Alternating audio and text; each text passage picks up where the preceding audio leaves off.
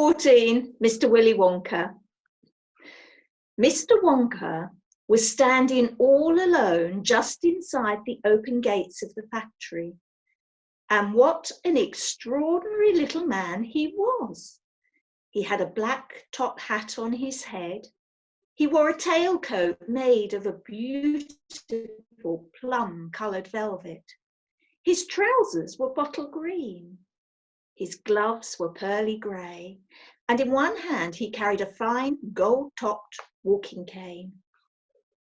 Covering his chin, there was a small, neat, pointed black beard, a goatee, and his eyes were most marvellously bright.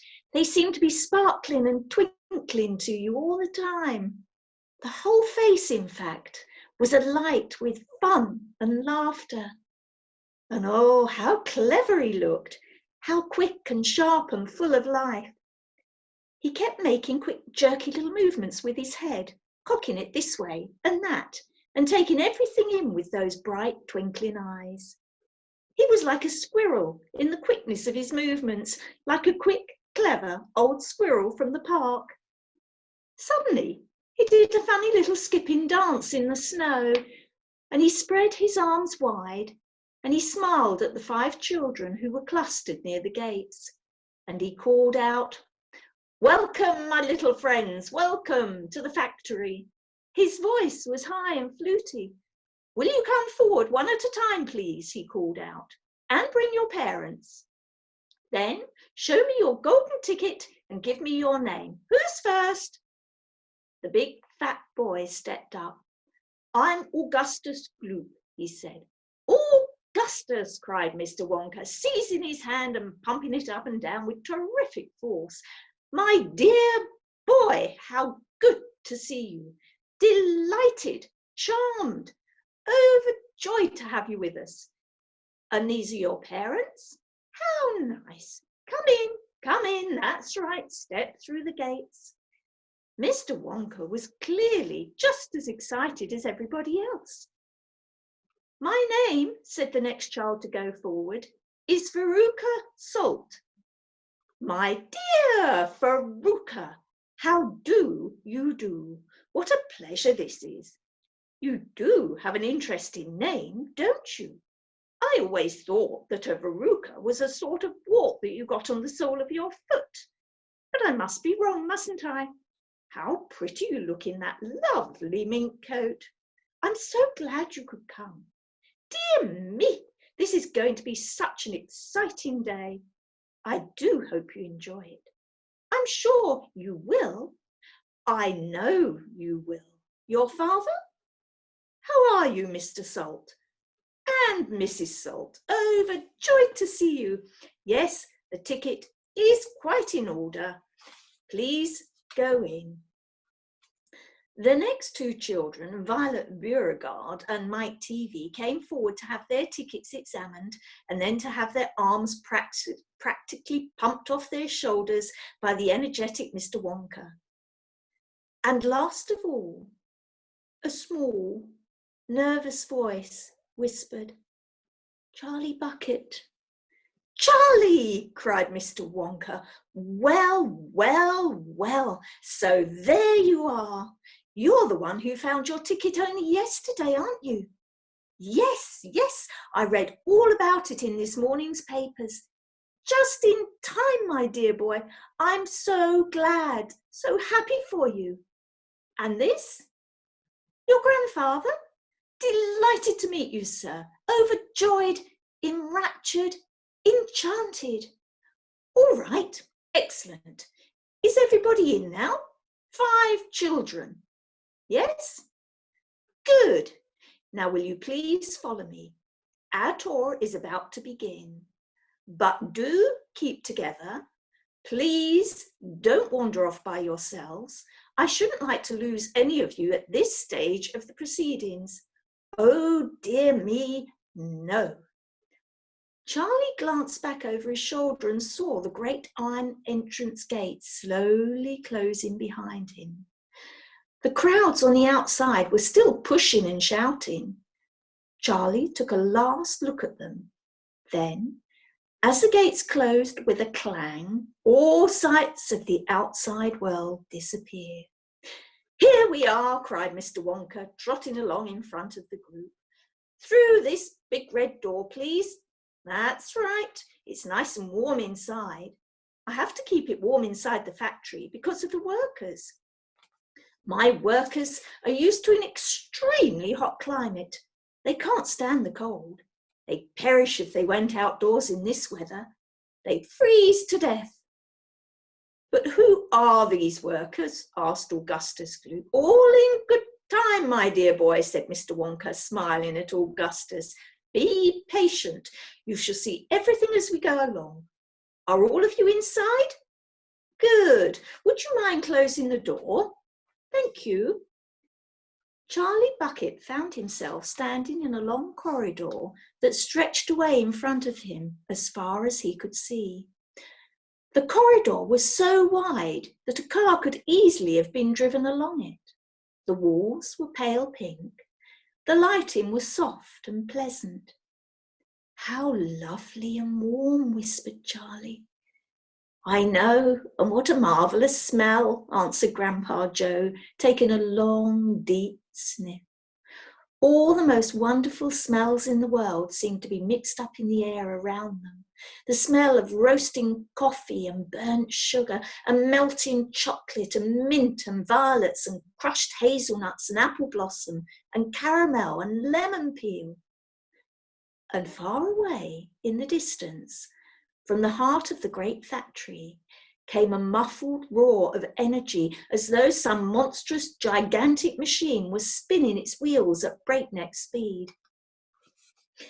"Now this, my dear children," said Mr. Wonka, raising his voice above the noise, "this is the main corridor.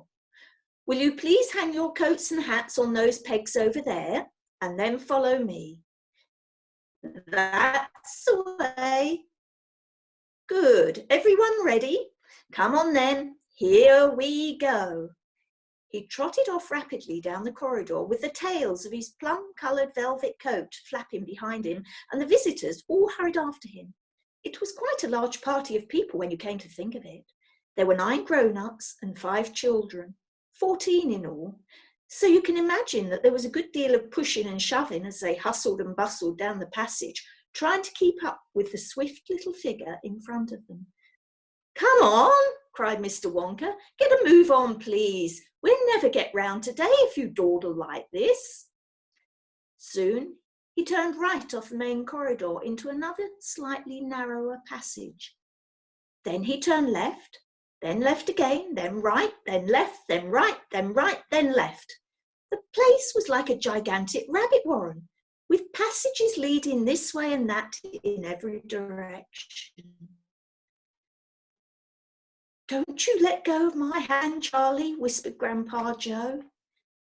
"Notice how all these passages are sloping downwards," called out Mr. Wonka. "We're now going underground. All the most important rooms in my factory are deep down below the surface." "Why is that?" somebody asked. "There wouldn't be nearly enough space for them up on top," answered Mr. Wonka. "These rooms we are going to see are enormous. They're larger than football fields. No building in the world would be big enough to house them. But down here, underneath the ground, I've got all the space I want. There's no limit, so long as I hollow it out." Mr. Wonka turned right. He turned left. He turned right again. The passages were sloping steeper and steeper downhill now. Then suddenly, Mr. Wonka stopped in front of him. There was a shiny metal door. The party crowded round. On the door, in large letters, it said, "The Chocolate Room." Chapter 15, The Chocolate Room. "An important room, this," cried Mr. Wonka, taking a bunch of keys from his pocket and slipping one into the keyhole of the door. "This is the nerve centre of the whole factory, the heart of the whole business, and so beautiful. I insist upon my rooms being beautiful. I can't abide ugliness in factories. In we go then, but do be careful, my dear children. Don't lose your heads. Don't get overexcited. Keep very calm. Mr. Wonka opened the door. 5 children and 9 grown-ups pushed their ways in. And oh, what an amazing sight it was that now met their eyes. They were looking down upon a lovely valley. There were green meadows on either side of the valley, and along the bottom of it there flowed a great brown river. What is more, there was a tremendous waterfall halfway along the river, a steep cliff over which the water curled and rolled in a solid sheet, and then went crashing down into a boiling, churning whirlpool of froth and spray. Below the waterfall, and this was the most astonishing sight of all, a whole mass of enormous glass pipes were dangling down into the river from somewhere high up in the ceiling. They really were enormous, those pipes. There must have been a dozen of them at least, and they were sucking up the brownish muddy water from the river and carrying it away to goodness knows where. And because they were made of glass, you could see the liquid flowing and bubbling along inside them, and above the noise of the waterfall you could hear the never-ending suck, suck, sucking sound of the pipes as they did their work. Graceful trees and bushes were growing along the riverbanks, weeping willows and alders and tall clumps of rhododendrons with their pink and red and mauve blossoms. In the meadows there were thousands of buttercups. "There!" cried Mr. Wonka, dancing up and down and pointing his gold-topped cane at the great brown river. "It's all chocolate. Every drop of that river is hot melted chocolate of the finest quality, the very finest quality. There's enough chocolate in there to fill every bathtub in the entire country, and all the swimming pools as well. Isn't it terrific? And just look at my pipes. They suck up the chocolate and carry it away to all the other rooms in the factory where it is needed. Thousands of gallons an hour, my dear children, thousands and thousands of gallons." The children and their parents were too flabbergasted to speak. They were staggered. They were dumbfounded. They were bewildered and dazzled. They were completely bowled over by the hugeness of the whole thing. They simply stood and stared. "The waterfall is most important," Mr. Wonka went on. "It mixes chocolate, it churns it up, it pounds it and beats it, it makes it light and frothy. No other factory in the world mixes its chocolate by waterfall, but it's the only way to do it properly, the only way. And do you like my trees?" he cried, pointing with his stick, "and my lovely bushes? Don't you think they look pretty? I told you I hated ugliness. And of course, they are all eatable, all made of something different and delicious. And do you like my meadows? Do you like my grass and my buttercups? The grass you are standing on, my dear little ones, is made of a new kind of soft, minty sugar that I've just invented. I call it swudge. Try a blade. Please do. It's delectable." Automatically, everybody bent down and picked one blade of grass. Everybody, that is, except Augustus Gloop, who took a big handful. And Violet Beauregard, before tasting her blade of grass, took the piece of world record-breaking chewing gum out of her mouth and stuck it carefully behind her ear. "Isn't it wonderful?" whispered Charlie. "Hasn't it got a wonderful taste, Grandpa?" "I could eat the whole field," said Grandpa Joe, grinning with delight. "I could go around on all fours like a cow and eat every blade of grass in the field." "Try a buttercup," cried Mr. Wonka. "They're even nicer." Suddenly the air was filled with screams of excitement.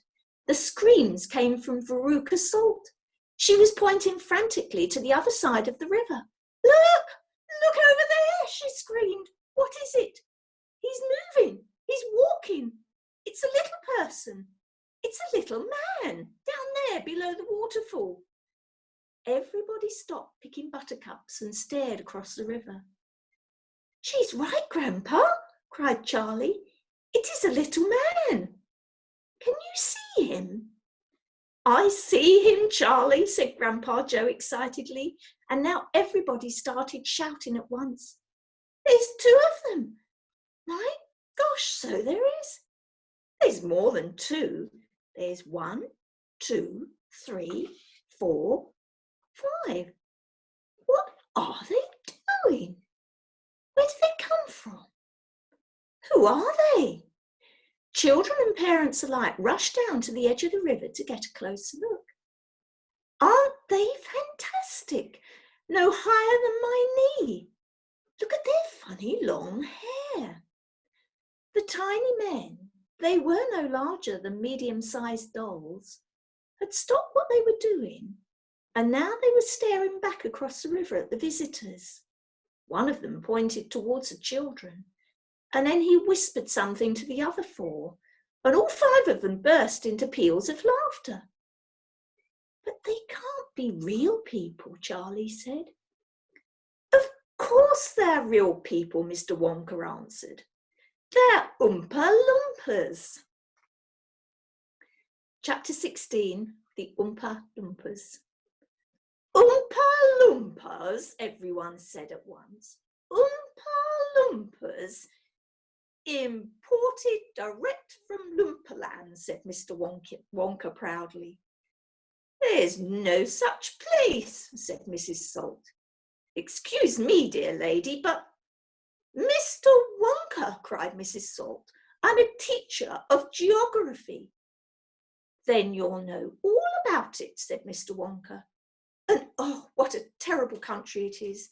Nothing but thick jungles infested by the most dangerous beasts in the world, hornswogglers and snozwangers, and those terrible wicked wangdoodlers.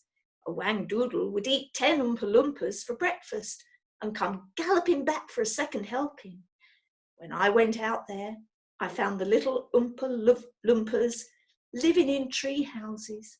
They had to live in tree houses to escape from the wangdoodles and the hornswogglers and the snozwangers, and they were living on green caterpillars. And the caterpillars tasted revolting, and the Oompa Loompas spent every moment of their days climbing through the treetops, looking for other things to mash up with the caterpillars to make them taste better. Red beetles, for instance, and eucalyptus leaves, and the bark of the bonbon tree, all of them beastly, but not quite so beastly as the caterpillars. Poor little Oompa Loompas. The one food that they longed for more than any other was the cacao bean, but they couldn't get it. An Oompa Loompa was lucky if he found 3 or 4 cacao beans a year. But oh, how they craved them. They used to dream about cacao beans all night and talk about them all day. You had only to mention the word cacao to an Oompa Loompa, and he would start dribbling at the mouth. The cacao bean, Mr. Wonka continued, which grows on the cacao tree, happens to be the thing from which all chocolate is made. You cannot make chocolate without the cacao bean. The cacao bean is chocolate. I myself use billions of cacao beans every week in this factory. And so, my dear children, as soon as I discovered that the Oompa Loompas were crazy about this particular food, I climbed up to their treehouse village and poked my head in through the door of the treehouse belonging to the leader of the tribe. The poor little fellow, looking thin and starved, was sitting there trying to eat a bowl full of mashed up green caterpillars without being sick. Look here, I said, speaking not in English, of course, but in Oompa Loompish. Look here, if you and all your people will come back to my country and live in my factory, you can have all the cacao beans you want. I've got mountains of them in my storehouses. You can have cacao beans for every meal. You can gorge yourself silly on them. I'll even pay your wages in cacao beans if you wish.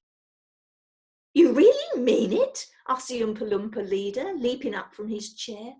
Of course I mean it, I said. And you can have chocolate as well. Chocolate tastes even better than cacao beans because it's got milk and sugar added. The little man gave a great whoop of joy and threw his bowl of mashed caterpillars right out the treehouse window. It's a deal, he cried. Come on, let's go. So I shipped them all over here, every man, woman and child in the Oompa Loompa tribe. It was easy. I smuggled them over in large packing cases with holes in them, and they all got here safely. They are wonderful workers. They all speak English now. They love dancing and music. They're always making up songs. I expect you will hear a good deal of singing today from time to time. I must warn you, though, that they are rather mischievous. They like jokes. They still wear the same kind of clothes they wore in the jungle. They insist upon that. The men, as you can see for yourselves across the river, wear only deer skins. The women wear leaves, and the children wear nothing at all. The women use fresh leaves every day. Daddy, shouted Veruca Salt, the girl who got everything she wanted. Daddy, I want an Oompa Loompa. I want you to get me an Oompa Loompa. I want an Oompa Loompa right away. I want to take it home with me. Go on, Daddy, get me an Oompa Loompa. Now, my pet, her father said to her, we mustn't interrupt Mr. Wonka. But I want an Oompa Loompa, screamed Veruca. All right, Veruca, all right, but I can't get it for you this second. Please be patient. I'll see you have one before the day is out. Augustus, shouted Mrs. Gloop. Augustus, sweetheart, I don't think you'd better do that. Augustus Gloop, as you might have guessed, had quietly sneaked down to the edge of the river, and he was now kneeling on the riverbank, scooping hot melted chocolate into his mouth as fast as he could. Chapter 17, Augustus Gloop goes up the pipe. When Mr. Wonka turned round and saw what Augustus Gloop was doing, he cried out, "Oh no! Please, Augustus, please! I beg of you not to do that. My chocolate must be untouched by human hands." "Augustus," called out Mrs. Gloop, "didn't you hear what the man said? Come away from that river at once." "This stuff is fabulous," said Augustus, taking not the slightest notice of his mother or Mr. Wonka. "Gosh, I need a bucket to drink it properly." "Augustus," cried Mr. Wonka, hopping up and down and waggling his stick in the air, "you must come away. You are dirtying my chocolate." "Augustus," cried Mrs. Gloop. "Augustus," cried Mr. Gloop. But Augustus was deaf to everything except the call of his enormous stomach. He was now lying full length on the ground with his head far out over the river, lapping up the chocolate like a dog. "Augustus," shouted Mrs. Gloop, "you'll be giving that nasty cold of yours to about 1 million people all over the country." "Be careful, Augustus," shouted Mr. Gloop. "You're leaning too far out." Mr. Gloop was absolutely right, for suddenly there was a shriek, then a splash, and into the river went Augustus Gloop, and in 1 second he had disappeared under the brown surface. "Save him!" screamed Mrs. Gloop, going white in the face and waving her umbrella about. "He'll drown! He can't swim a yard! Save him! Save him!" "Good heavens, woman," said Mr. Gloop. "I'm not diving in there. I've got my best suit on."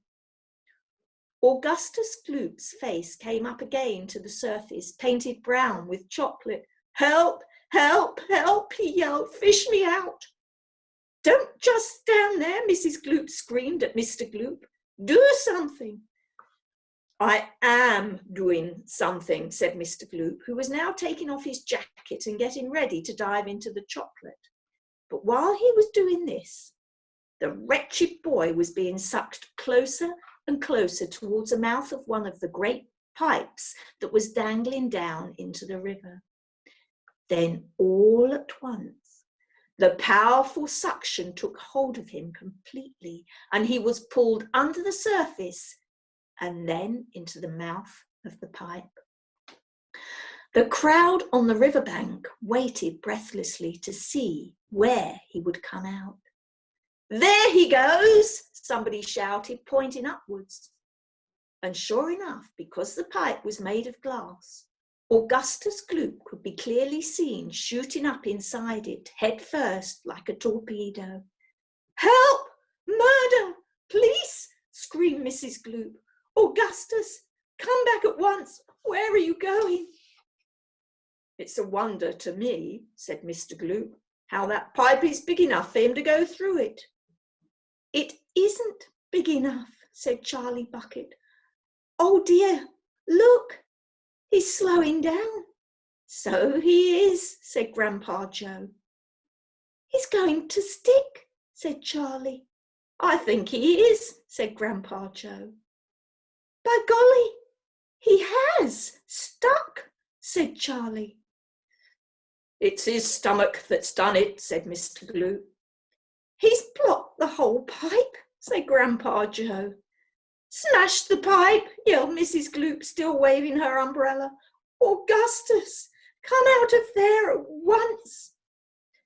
The watchers below could see the chocolate swishing around the boy in the pipe, and they could see it building up behind him in a solid mass, pushing against the blockage. The pressure was terrific. Something had to give. And that's where I'm going to leave it.